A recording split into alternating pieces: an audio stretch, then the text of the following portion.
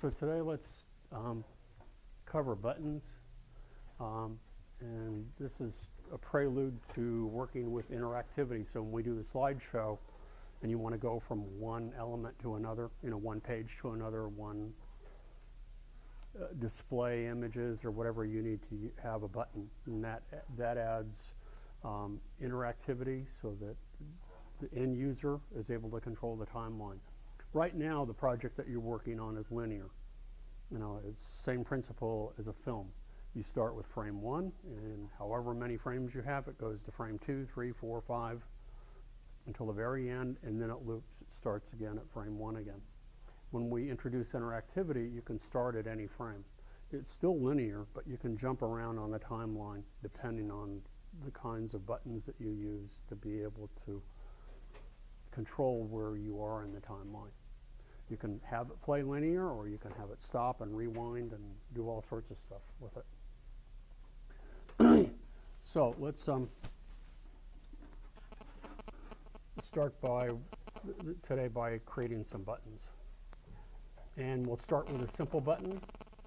I'll show you something called an invisible button, and then we'll also create an animated button. An animated button, we'll use MovieClips in order to create that animation and put it inside there. So I'm going to start once again by just using the oval tool, and I don't want a stroke.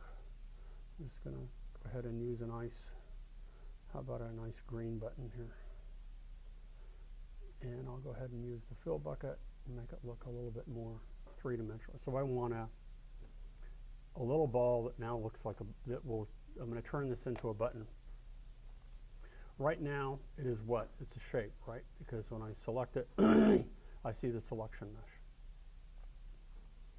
But if I go to Modify, Convert to Symbol, I have my 3 options, and we've used graphic symbol, we've used MovieClips now, and now we'll select buttons.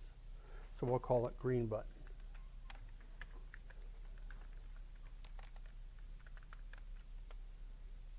And on the stage, it looks like any other symbol. When it's outlined with a little blue line, and in the center there are crosshairs, correct? Where it tells us it's a button is when you look in the Properties panel, and with it selected. That's another reason, again, to have the Properties panel up at all times, because it gives you important information about whatever is selected at that moment. It tells it's a button. And also look at the icon here that represents a button. It's a little rectangle with a little finger on it. That tells you that that's a button symbol. Similarly, when you open up the library and you look at the element in your library, you see that same symbol. It's a little rectangle with a finger. You get the finger, it shows that you have a button. So but that's it. I've created a button. If you want to see how the button works, you go to Control and you select Enable Simple Buttons. You can either test the movie, or if you don't want to test the movie, you enable Simple Buttons. And now when I deselect and I move over it, I get the finger. Not the kind when you're driving on the street and there's road rage. But you get the little icon of the finger indicating interactivity, right? It's no different when you have a link. When you roll over a link on the web, you get the little indication that there's a finger. So it's not going to go anywhere. It's not going to start. It's not going to start or stop the movie, or move to another page or do anything. But this is a button. It's a simple button. Now, in order to edit the button or to move it around or to do anything with it, I need to turn that off. I need to Control and disable Simple Buttons, and now I can select it and I can edit it. So that's a simple button.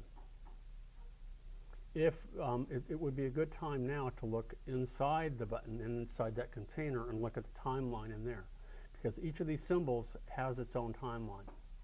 The timeline for buttons is very different than for a graphic symbol or a movie clip. When we go inside, you'll notice that there are only four frames, and that's it. These unpopulated frames down here are not functional. They don't do anything. You can't apply anything inside there. It indicates in the timeline the 4 different states of the button. You have your up or normal state. You have your overstate. So when you've seen oftentimes really elaborate buttons on the web. When you roll over it, it changes and it looks like maybe it lights up or there's animation or something goes on. That would be the overstate. Then when you click on the button, that's the downstate. That's different from when you release it. But when you click on it, that's the downstate. So those are the three important states. The hit state actually indicates the active area of the button. It's similar if you, in web design, have any of you ever used image maps? Have any of you designed any pages on the web yet? Have you used image maps at all? Okay. Yeah. Let's say on the web you have a photograph that you on your web page, and you want on that photograph a particular area to become a link. It could be a circle, a rectangle, it could be a polygonal shape. You want that to be a link to another page, or maybe when you click on it, you want to enlarge, see a larger version of that image or something. Those are image maps. And when we get to Dreamweaver, you can see how you can create your own image maps in there. Well, that's what the hit state represents. By default, whatever shape you have used to create your button constitutes the size of the image map, but we can change this. We can make it bigger, we can make it smaller, we can change the shape of the image map. Most of the time, you're probably just going to leave it alone, and it will be whatever you have for the up state. So let's go ahead now. Since I've created a simple button, let's create it so that we have now an overstate, that when I roll over the button, because if I go back, let me go back, and we go to Control, Enable Simple Buttons, and I deselect it, and I roll over it, all I see is the finger, and when I click on it, there's no change. It's just simple. So whatever you have used for the normal or up state applies to all of the others by default. Does that make sense? But if you choose to change them, you can, and that's what we're going to do. So what I'll do now is I'll turn off Enable Simple Buttons, and I'll double click to go inside the timeline. Now on the overstate, I will insert timeline keyframe. And it functions similar, not similar, it functions in the same way we apply keyframes on the main timeline of our movie or inside the timeline of movie clips or graphic symbols. What it does is it takes and it makes a copy of whatever the previous keyframe was. So if you want perfect registration between these two buttons, that's the two states of a button, that's the best way to do that, is just to copy it, and then you know it's the same size, the same registration and everything. But let's say I want the button to turn green, or it's green, it's already green. Let's say I want it to turn red on the overstate. So now I'll switch to red, and it's changed to red. Now let's go back to the main scene, and let's look at it. Once again, I go Control, Enable Simple Buttons, and now when I roll over it, notice how it turns red. Okay. Let's say you want it to turn a different color when you press on the button, on the downstate. It doesn't have to. These are just options for you. No, you don't have to create all three states. You can always just use simple buttons. If you want something a little bit more elaborate, then you can create a state for the, a different state for the overstate, so that when someone rolls over it, they see something different. And the same with the hit state. The one other thing that I want to do that I'll probably do next Tuesday is introduce sound, because oftentimes you'll want to integrate sound into your buttons. And it's pretty easy to do, to import sound and to do some basic sound editing and integrate sound into your buttons. Flash is a great way of building interactive buttons. It does it very easily. Okay, so let's go ahead and go inside this button, and let's create a different state for the down state. So I'll go ahead and insert Actually, you know what? I'm going to go ahead and just to show you that it can be whatever shape you want it to be. It doesn't have to be a circle. They can all be 3 different shapes. What I'm going to do on the downstate is I'm going to, I can either put a blank keyframe in here and put a different shape in here, or I can go ahead and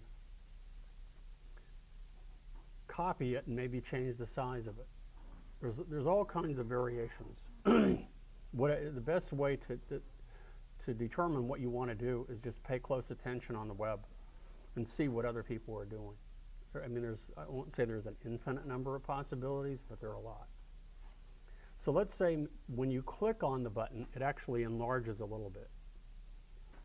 So what I'll do here is I'll click on the downstate, insert timeline, keyframe. So now I've copied it. Okay. Now, if I want this to be a different color, that's fine. By default, it is this. Because I copied the last keyframe, it's going to remain red. But now I want to enlarge it a little bit. So now what I'll do is I'll select either the free transform tool, or I can go to Window and select Transform, which might be a better way to go. Make sure that the width and the height are constrained, and then maybe I'll change this to 120%. Okay, so it gets a little bit bigger at that state. But notice the registration is the same. So let me go back to the scene, deselect, go to Control, enable Simple Buttons, roll over it, turns red, and then when I click, see how it gets bigger? And then when I release, it goes back down, and when I roll off, it changes back to green. So I've changed all 3 states. The last state may be that you wish to change. Let's go back in here. Control, enable Simple Buttons. That you want to change the hit state. Now, sometimes it may be that you have really small buttons, and what you want to do for the end user is enable them to easily access them or to be able to roll over them. So similar to having different Reader Digest versions, you know, for people who are seeing impaired, you have larger type. What we can do is we can change the hit state and make it a little bit bigger maybe. The hit state can be whatever size, it can be whatever shape, whatever size you want it to be. So for example, I can click here on the hit state and I will insert timeline, blank keyframe. The other one disappears, but to see where the location of my other states are, I turn on the onion skinning for registration purposes. And now I can come in here and let's go ahead and maybe use a rectangle tool just to show you what it can be. And I'm going to change this and make it just a different color altogether. Maybe I should make it blue or something. Just make it different. Click and drag, hold down the Shift key. Okay.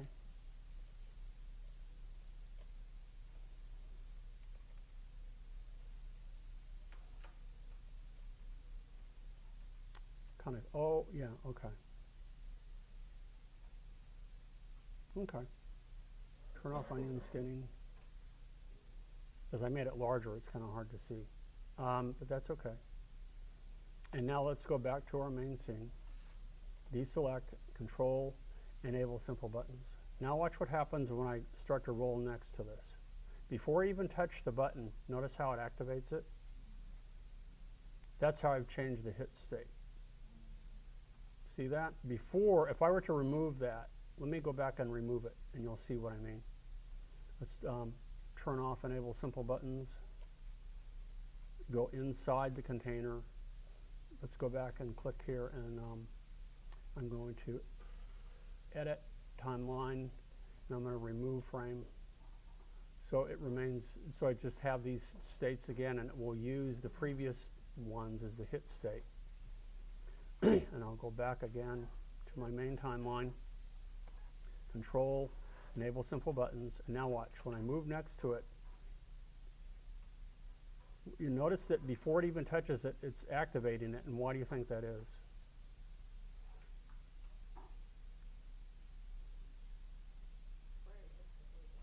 Because it's using the downstate because that's the last keyframe. That's the last one. It's using that state for the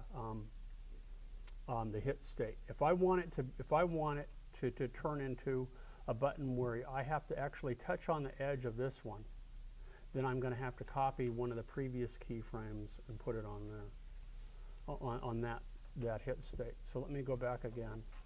Yeah, let me turn off enable simple buttons. Let's go on here. I can take this one or this one, and I can copy it onto here, and that will now become the hit state. So I'll click and drag it, hold down the Option key to copy it and release. And it doesn't have to be any particular color because it's invisible. It doesn't, it's just the shape that we're concerned about. So I could go back here, and with the fill bucket, I could go ahead and fill that blue, and it doesn't matter. It's just the overall shape that we're concerned with. So now I go back to Scene,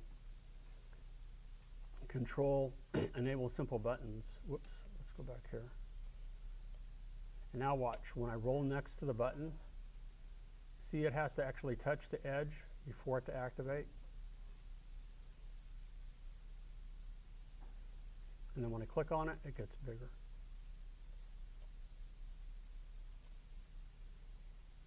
Okay. So this is really a simple button with rollovers and editing different states. Now, what if you want to create something called an invisible button? Invisible buttons are pretty cool because you can turn anything into a button. Why that would be advantageous is because if you have buttons with text on them, because each individual button has a different text, you would probably need a different button. But that's not necessarily the case if we use invisible buttons. So let me start by creating a rectangle. Okay, and let's change the color of this just for the heck of it. We'll make it kind of this color here. Okay, and let's put some text on top of this. I guess I should make it a color that's a little bit bolder. How about blue? That's what I started with, huh? Blue.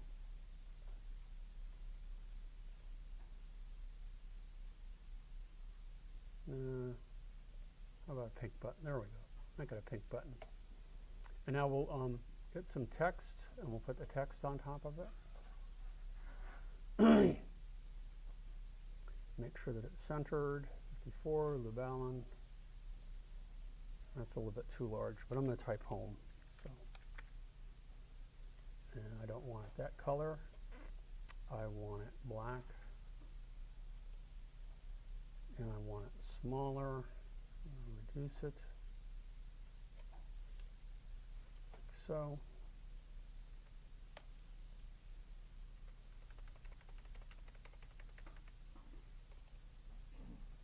Okay.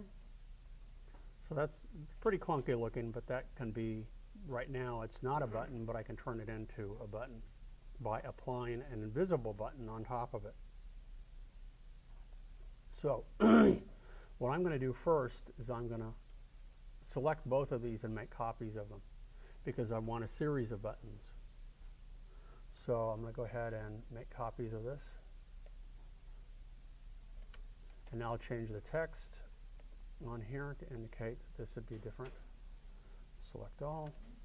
This would be about. And then let's make a copy of this just to show you maybe a couple of times here.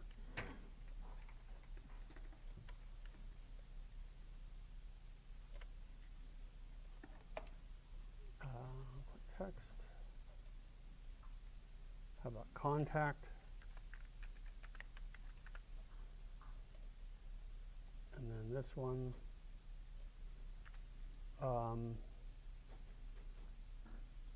portfolio.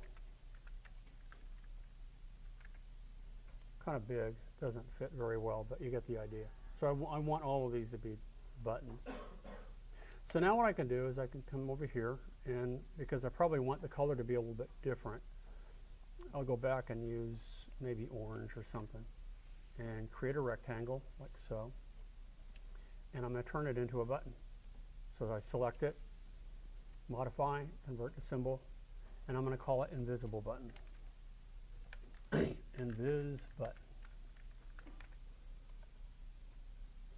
Now it doesn't look very invisible, does it? But if I go inside it, so let's double click and go inside. Come on, come on, come on.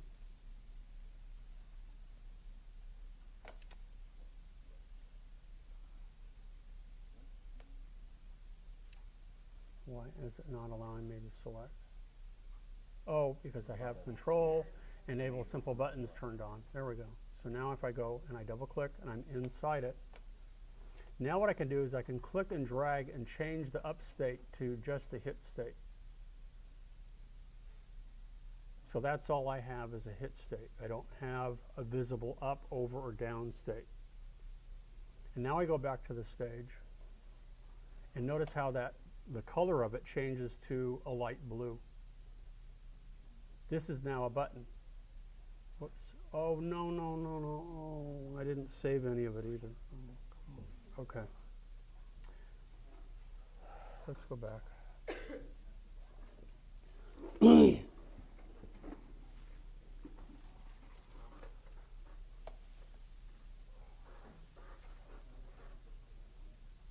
Okay, let me just start by creating an invisible button.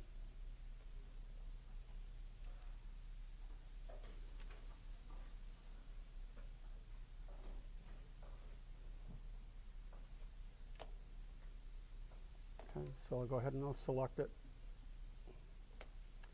modify, convert to symbol, button, and we'll call it invisible button.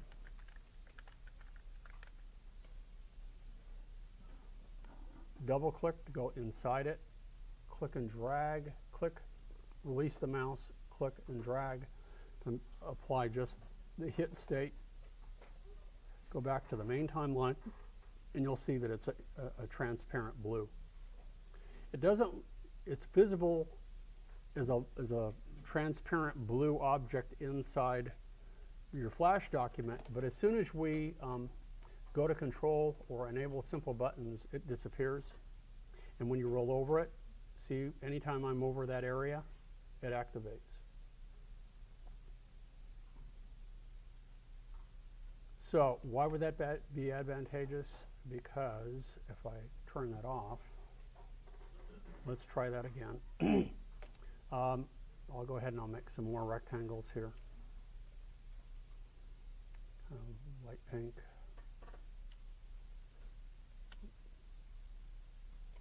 They can be circles, whatever shapes you want. Let's go back to the text on here and click in here. I want this to be much smaller. Color, I want to be black. Home, this will be my home button.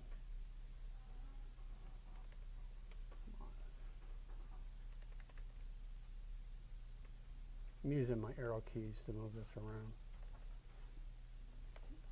Okay, now I'll select both of these and I'll make copies of them once again.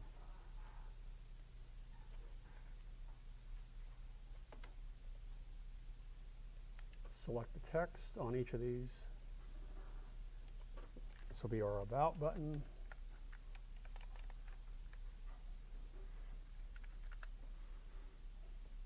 This will be our Contact button.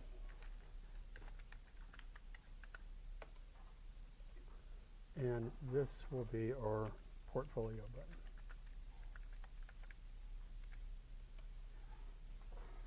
button. Okay, so right now these are not buttons, correct? But if I select this and I move it on top, like so, and nudge it in place and resize it, let's go to Window, bring up the Transform button. So instead of 100%, actually let me go ahead and just use this a little bit. There we go.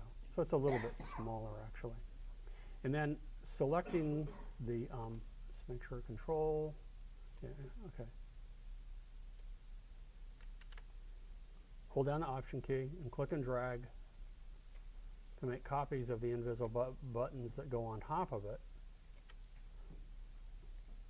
And now let's go ahead and bring this object arrange. Let's transform. I want to make sure that I bring it to the front. Arrange, bring to front. There we go. So the invisible button is on top of everything. Now when I go to Control, Enable Simple Buttons, notice that when I roll over any of these, it turns them into buttons basically. It doesn't turn them into buttons, but I have an invisible button on top to which I can apply action script and have it stop the movie, play the movie, go to a different page in my timeline, do whatever. It always has to be on top.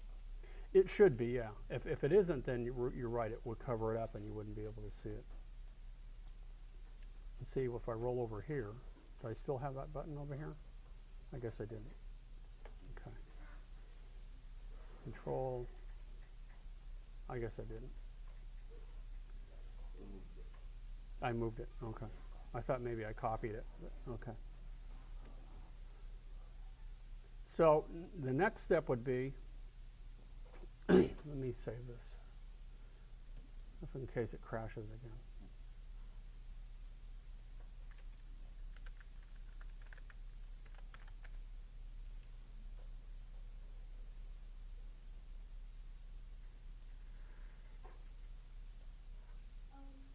Yeah.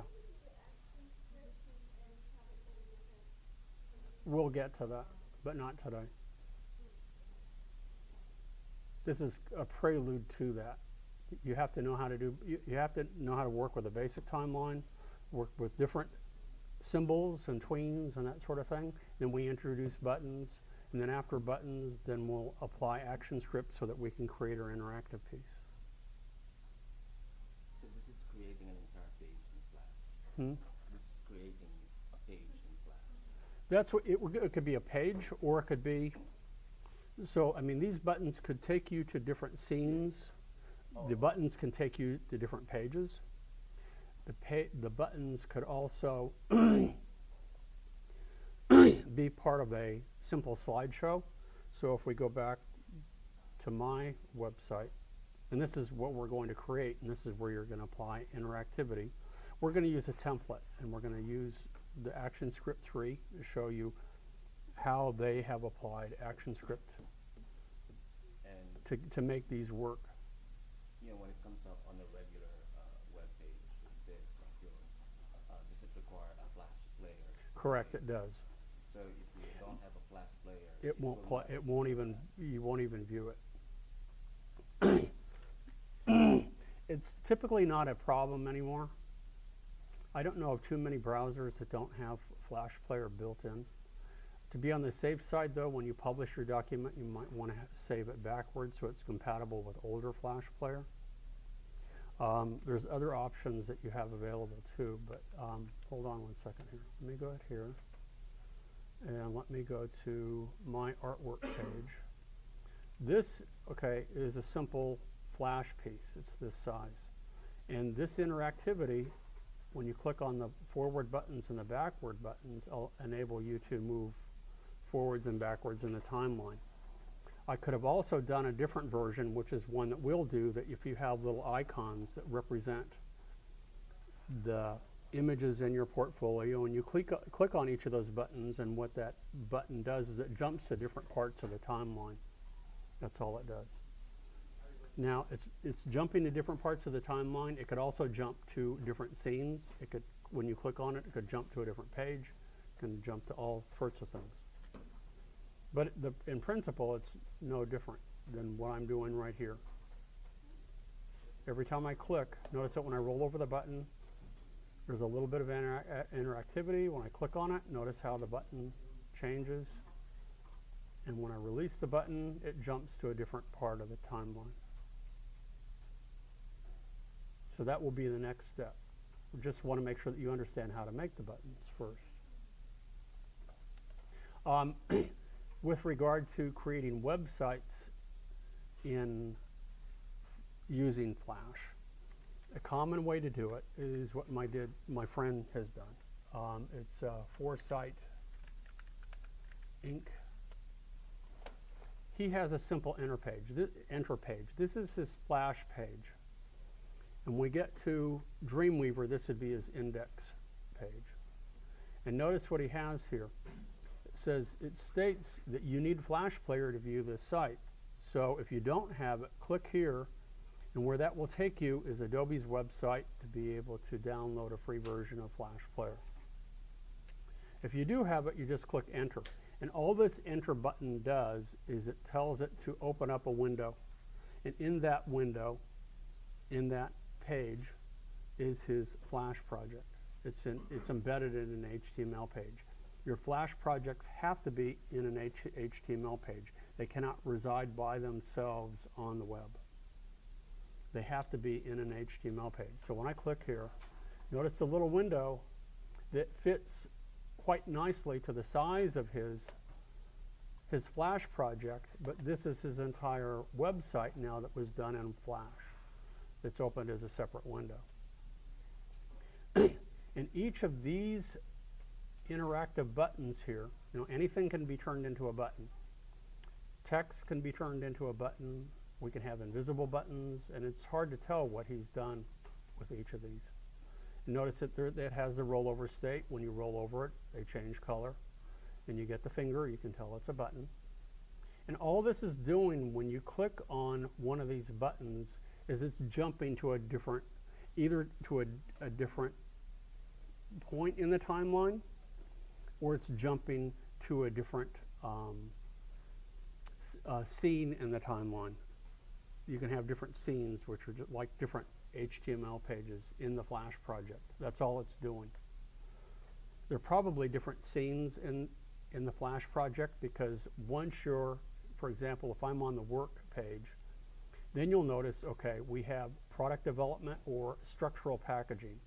So he has two subcategories within this, and when you click either one of those, it jumps to another section. So it's probably within that page, that he has these different sections that you go to. He was real excited about this a while ago. It was a couple years ago. Yeah, the reason why I'm asking is because iPhone doesn't have Flash. That's a big deal.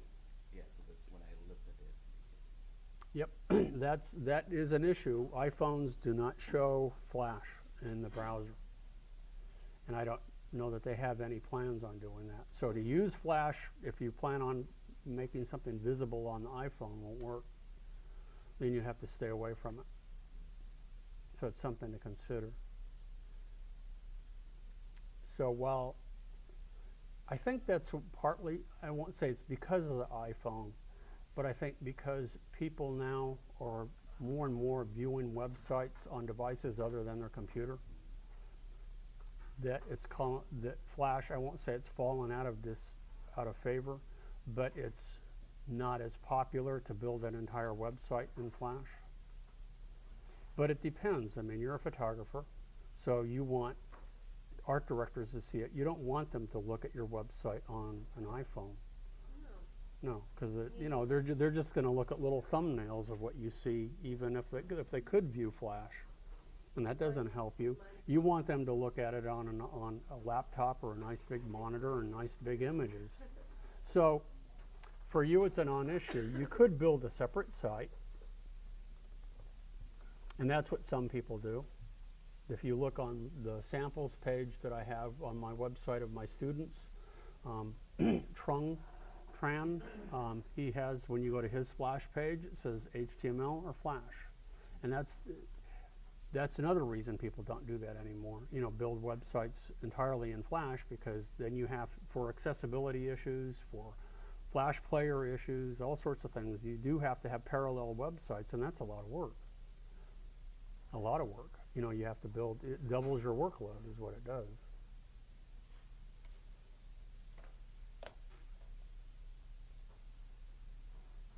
Anyway, let's say we want to add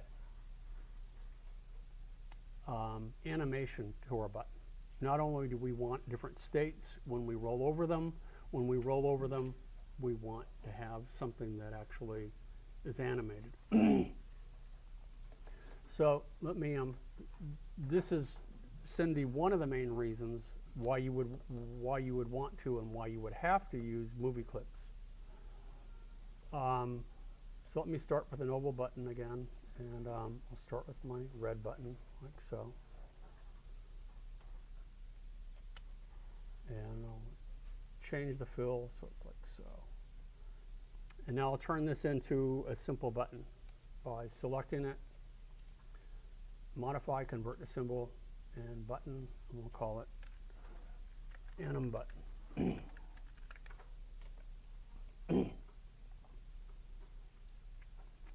Now, to apply animation to this, and this is the approach that I recommend. I can create my movie clips elsewhere and drag them onto the scene, but I like building them as I go. So, double-click to go inside the timeline. And what I want to happen, again, always think about what you want to happen, how long you want it to take. When I roll over the button, I want it to change color, and I want a little circle to fly out and a little dot around it to spin around. Okay? I don't know why. You know, I mean, it's animated. It's something that will happen. So I'm going to go to my overstate, and I will insert timeline keyframe. I said I wanted to change color, so we'll have it change to green. And now I need to create my animation that's going to fly out here. Well, I prefer doing it within the button here. And then to do that, I'm going to apply a new layer. Because you'll notice, even though we only have 4 frames, we can create as many layers as we need. I'm going to lock this layer because I don't need it. On the overstate, because that's the only state I want this to appear, I will insert timeline keyframe, and that's a blank keyframe by default because nothing is on it. And now I can proceed to build my animation in here. So what I'm going to do is I'm going to start with a little circle, and I don't want any fill, and I want the stroke to be black, and I'm going to click and drag from here like so. Now notice how I can tell on my overstate this is going to be perfectly registered by building it inside here. But in order for this to be animated, this has to become what? It has to become a movie clip. Because if I try to animate it here, I don't have all those frames that I can populate. I only have that one frame. And as we discovered on Tuesday, MovieClip's timeline is independent of the main timeline. So I only need one frame to play it. So now I can select this little circle, and I can convert it to a symbol. So I'll go to Modify, Convert to Symbol, and we'll turn this into a movie clip. Okay, so we'll call it anim dot. So this is going to be an animated dot. So now this is a movie clip. To animate the movie clip, I need to go inside the movie clip. So now I'll double click inside here. What I want this to be is my also serve as my path for the dot to spin around. So this will become a guideline, right? So notice that I'm no longer on my main scene. I'm no longer in anim button. I'm inside the movie clip anim dot. Notice how each time you go inside the Russian doll, you can see how one is nested inside another. Just by double clicking on it and on the symbol, and you go inside it by doing that. Okay, so this will serve 2 purposes. It will be the little path that I will use for the dot to follow, and it will also, I want it to be visible as well. So I'm going to go ahead and create a new layer, and remember, I'm inside my animated dot. So create a new layer, and we'll call this, we'll just call it, what do I want to call it? Path, not path. Orbit, yeah. There we go. Thank you. That's a good name for it. Now this will be our path, and I have to turn this into. I want to turn this into a guide layer, but before I do, I remember guide layers disappear. Correct? So before I do that, I'm going to take this keyframe and drag it up here, and then I'm going to hold down the Option key and copy it. So now one will serve as a visible layer, one will serve as a guide layer. Correct?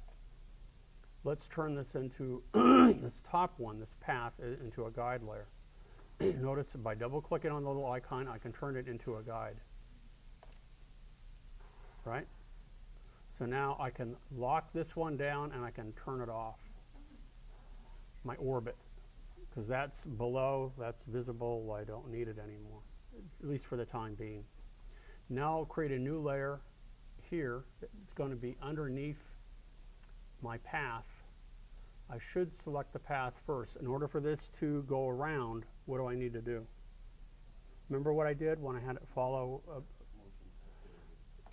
I use the eraser tool, and let's create a little small dot here. And I created a little opening so I can go around.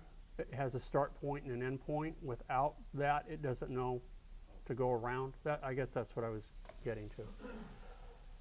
So now I've created my path, and that path was based on my orbit, so they're identical to one another.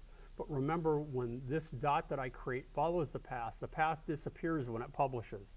That's why I duplicated this orbit, so that one serves as a visible, the copy of it serves as the path that my dot will orbit about. So now I go ahead and I'll create the dot that's going to go on top of here. And it really doesn't matter. Let's go ahead and lock down the path too, so I don't accidentally affect it. Now what I can do is create a dot like so. And I don't want that to be, let's go ahead and fill it with black. Let's use the fill bucket, fill it with black. So it's just a black dot that goes around. Now, in order for that black dot to go around the orbit, what does it have to be? It has to be a symbol. It can either be a MovieClip or it has to be a graphic symbol. So I'll select it, and notice that I'm inside the anim dot, but now when I go and I select that shape, I will convert it to a symbol. I'll just make it a graphic symbol and we'll call it dot. So now you can tell it's a symbol by the little blue outline and the crosshair in the middle of it. Now I'm ready to animate this around here. And remember, I'm inside the animated dot, that MovieClip. So what do I want it to do? I want it, in about a second, I want it to make a complete circle. So I need to come down here, frame 20, insert timeline frame, just so that they're all there, visible from frame 1 to frame 20. And then down here on layer 3, which is the dot, I guess I should label that dot, shouldn't I? So everybody knows what that is. I need another keyframe down here, don't I? I have a beginning keyframe because the dot will be at this point, and then at the end I need another keyframe so that it will be at the end.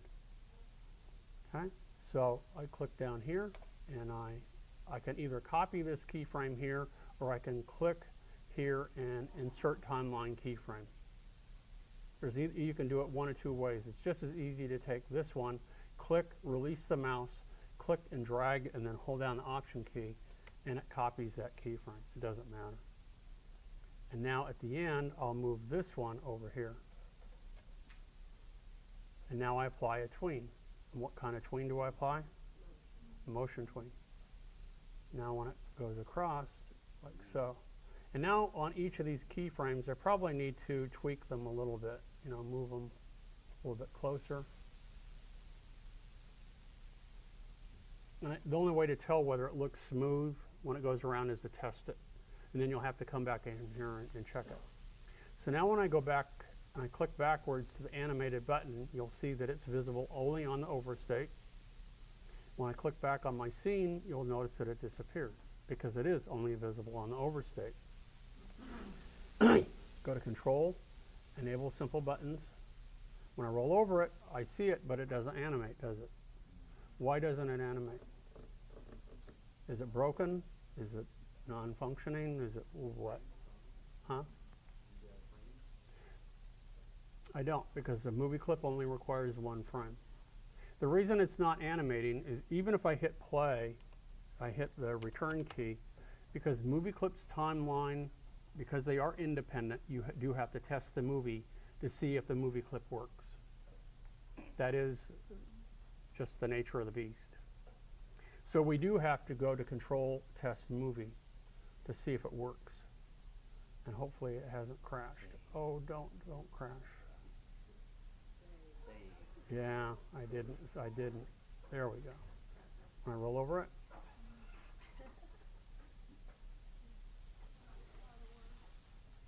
So do you want to go through all that work to make an animated button? If you do, that's what you have to do. So when you see those, huh? Sure, but when you see those really elaborate buttons on the web, imagine all the work that you have to go through in order to create those.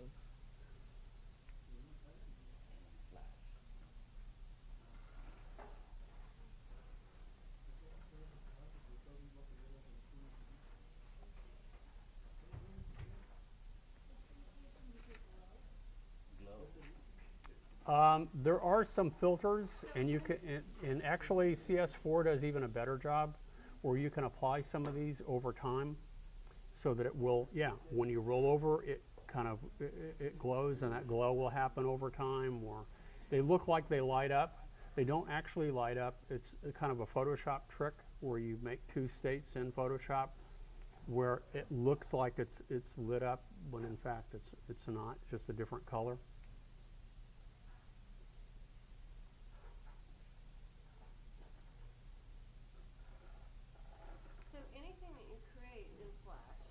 These buttons and all this, and you embed it into a web page, an HTML page. To view that, use those buttons and everything, they have to have a flash player. They do. When we get to Dreamweaver some time ago built in some flash components, because they're both made by Macromedia at the time, and now Adobe. And there are some pretty decent looking, pretty fancy buttons that you can use in Dreamweaver that are flash buttons. And you don't have to go through all this elaborate rigmarole to build them. They already look lighted, they've already applied sound to them. You know, some of them are pretty hokey looking. I mean, for my taste and design. Don't they But also have templates, you know, for this animated buttons, and I think aren't they saved as JavaScript sometimes? they do, yeah. So all you have to do when you apply those flash buttons inside Dreamweaver is you select the tool that you want to use. I want to create a flash button, and then it gives you an option of the different styles, and then you put in the text, you know, like this is my home button, this is my portfolio button, whatever. You can put in an absolute or relative link, you can put in an alt tag, you can do all these things, and then you click OK, and it's there. You know, it's already done for you. And to be, I guess maybe it's my age, I don't know what it is. That's the way to go. I mean, I don't have the energy anymore to spend my time tinkering with those, you know, those details. If I want that, I will. I like pulling it off the shelf and just using it. So this would be one single file then, this entire animation that you save as a Word file. You export it Well, to use it in Dreamweaver, if you, right now, the whole stage would be saved. Yeah. And it would be first, your original is your FLA, that's your Flash. But then to embed it in the website, you publish it, and then you get your SWF file. The SWF file is the file that you put inside Dreamweaver, or inside your HTML page. Okay, so it exists SWF, SWF yeah, file inside your Dream HTML page, correct. This is how it would look like. You have your HTML page and you just have that blank space for the Flash. Right, because it's not visible, right, yeah.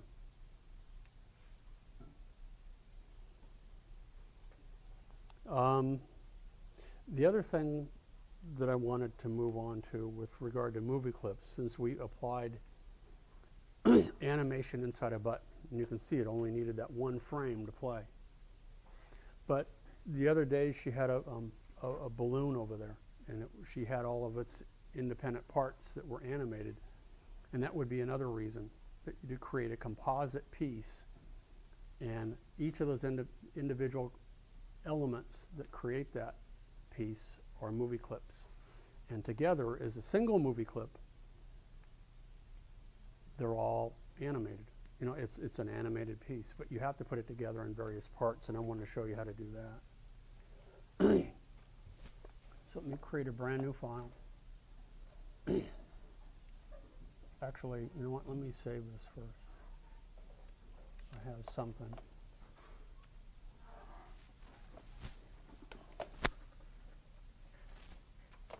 Okie doke. So to begin with, I'm going to use the pencil tool. I want a black stroke, and this is going to be a string for my balloon. Okay, so I'm just going to go like so. And I want the string to kind of wiggle back and forth. Okay, and this string will be attached to a balloon up here. Well, the balloon is going, I'll make it kind of wobble, almost like a bubble. And the string is going to smoothly move back and forth. So that's two different kinds of animation. So maybe I want to treat them as separate components. To animate it, and to make sure that the animation of each of these works independent of one another, I want to turn these into movie clips.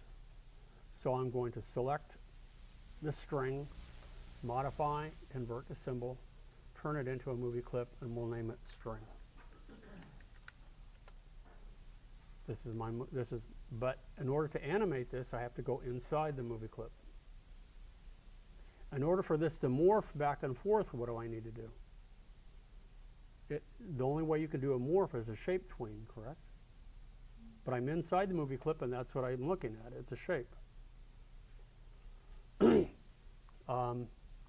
So what I can do now is I can copy this keyframe.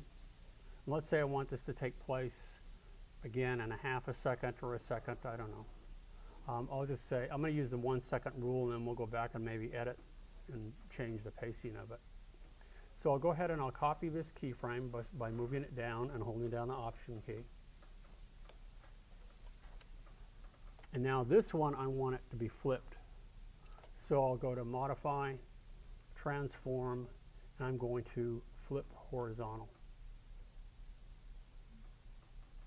And now I can morph in between, can't I? And what do I want to apply inside this? Shape tween, right? Oh my. Let's see, what did I do? Oh, I know why. Because I said, let me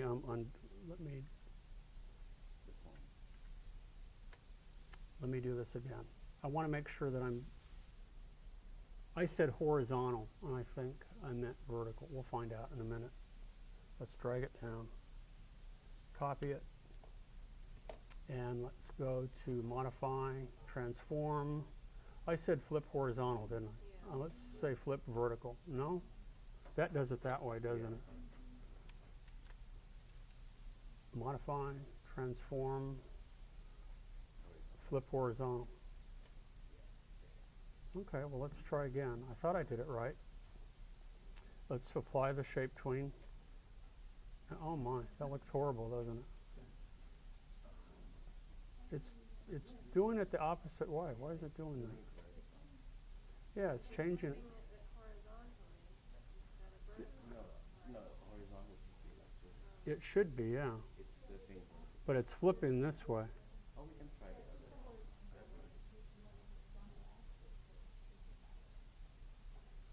Okay, well then let me do the vertical then and try that. So let's undo that.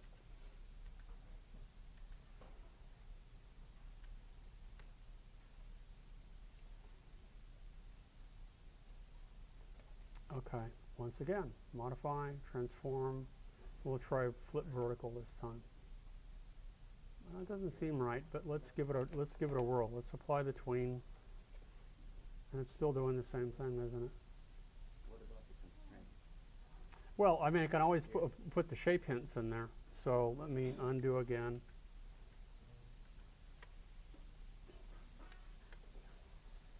So I go back here, and I go back here. Okay, so let's do this again. Modify, transform, flip horizontal. Okay. Now let's apply the tween, and it's going to get all goofy on me. And that's okay. Let's go ahead here and try to fix it by going to modify, shape, add shape hint. And let's move this one here. Let's click here. Let's move this one here. Oh, come on.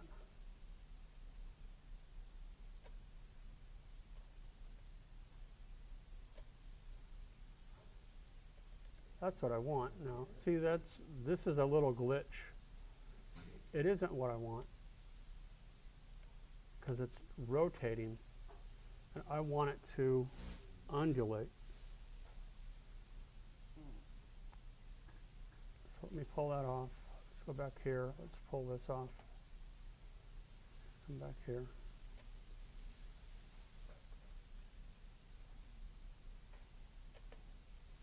Huh. Oh my, look at that now.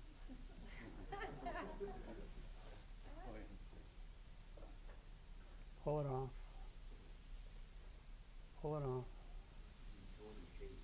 Modify, shape, remove all hints. Let's try it again. Click here. Modify, shape, add shape hint.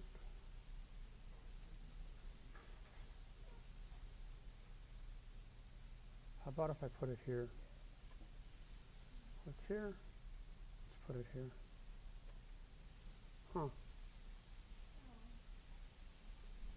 Which one at the bottom?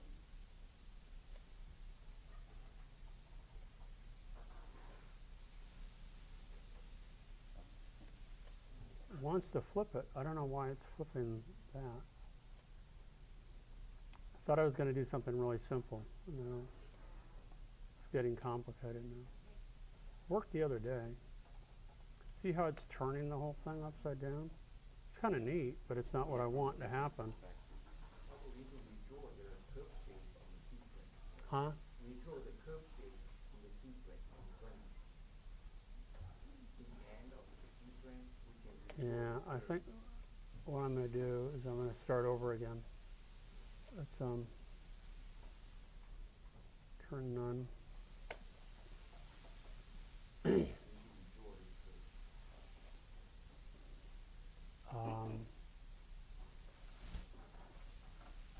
Here, I know how to do it. I know how to do it. I'm not going to flip. I'm going to do something different. Let's just go to edit. This is how I'll fix it. Timeline. No, modify timeline is what I want to do. Edit timeline. Clear it. Well, I just want to clear keyframe. Modify timeline. Clear keyframe. That's all I want to do. Okay. And I'll go ahead and I'll copy the keyframe again, but I'm not going to flip anything. Click and drag, hold down the Option key. Now on this one, what I will do is I can either use the direct tool, like so, and I can move this over, like that, and then move this one over like this. Okay? Go back. Now let's try to apply the tween and see what we get. That's better. That's more of what I want. Again, all this work to make a little movie clip. And now to test it, but it just goes one way. I want it to go back and forth. Okay, so that's not hard. We go back inside the movie clip. We take all of these and drag them, hold down the Option key as we drag, and we go to Modify, Timeline, Reverse Frames. So now we have something that wobbles back and forth. Okay, so let's go back to our scene. Let's test it, see what we have. That's one part of our balloon. Now we need to make the balloon part. So I'll go ahead, this is one movie clip, and now we'll go ahead and we'll make the other part up here. So I'll go ahead and make a little rectangle like so, and let's make it a red balloon. And I don't want an outline, so I'm going to select that. Let's move it into place. So I want this to be animated as well, and maybe have it contort in like a bubble or something. Yeah, I could have it expand, contract, or just do something different. So I have to do the same thing. I have to select it, go to Modify, convert the symbol, turn it into a movie clip, and we'll call it Balloon. Okay. Now I go inside, and let's go to frame 20, and I'll go ahead and make a copy of this. Select, hold down the Option key, and now I'll go ahead and maybe move over the edge and move this in like so, and maybe pull this one out like so. And let's go ahead and click here. I'll make a copy of this one here. Now let's pull this one back out. Now let's pull this one over here. I don't know. Let's see what this looks like when I apply the shape tween.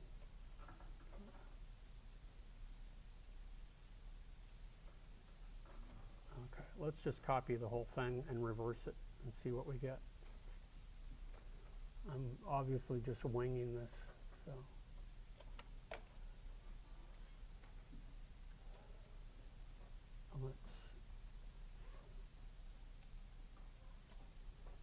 Let's go back to our main timeline and let's see what we have here.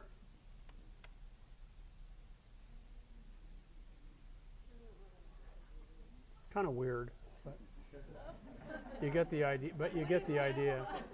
I wouldn't guess a balloon. No, not a balloon. Actually, the balloon, we wouldn't want the animation inside this. I guess we could make it a little bit bigger or smaller. But you get the idea that I have two things going on. And you could have multiple things, lots of things.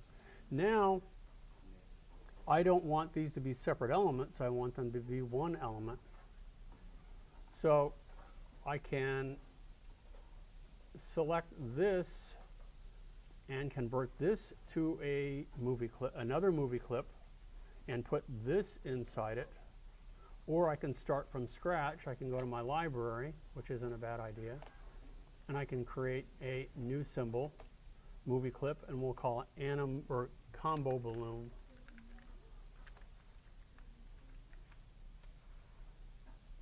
So now I'm inside there, and I already have the string that I can drag out.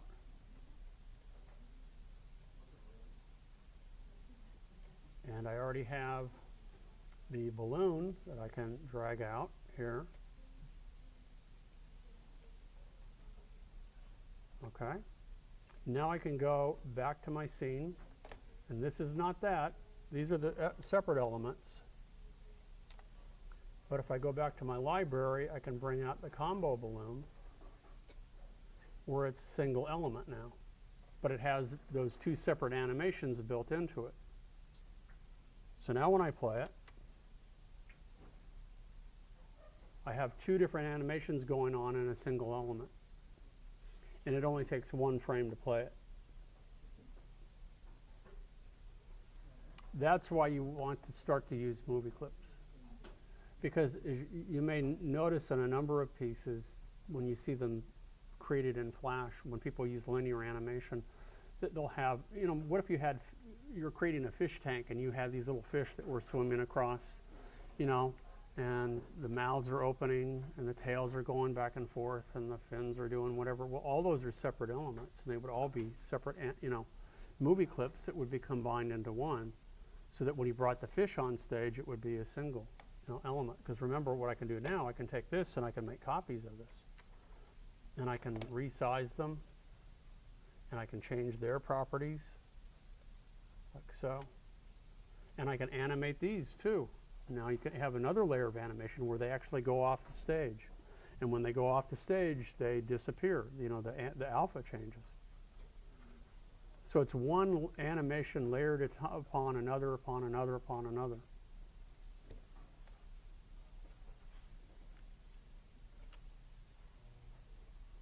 And we can take this one and we can apply a tint to it.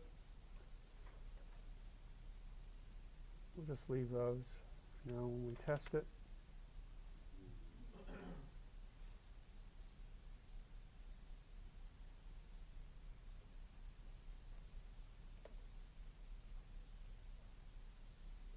okay.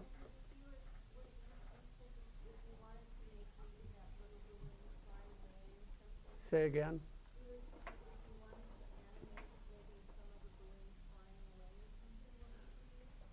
We can do that. I can select this one, and on the main timeline, should maybe put it on its own layer. It doesn't have to, but I guess we should. Create a brand new layer. I'll take this one and cut it. Let's put it up here, and let's paste it. And then over time, let's say in 20 frames, let's go ahead and insert a frame.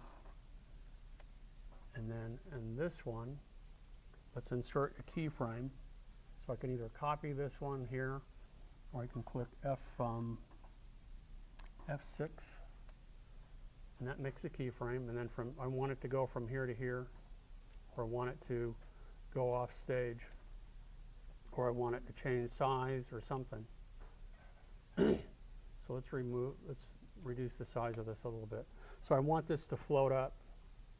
So we'll move this up like so. At that frame, we apply a tween in here, motion tween, and that flies away. And then as it flies away up here on this one, we can select alpha and make it disappear.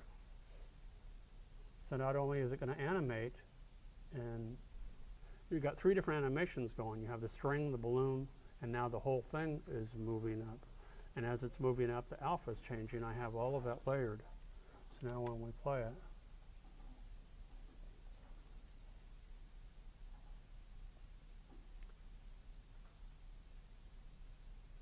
so as you can see, that's how, I should probably slow that down, huh? That's,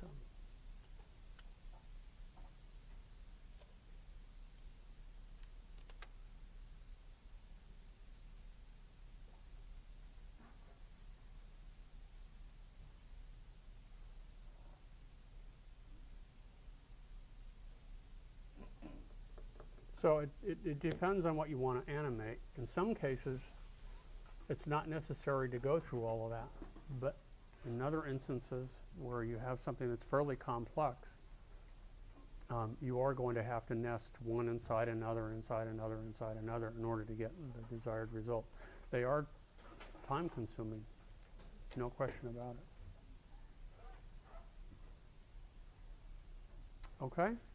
So, the remainder of today, we'll go ahead and work on your banner ad.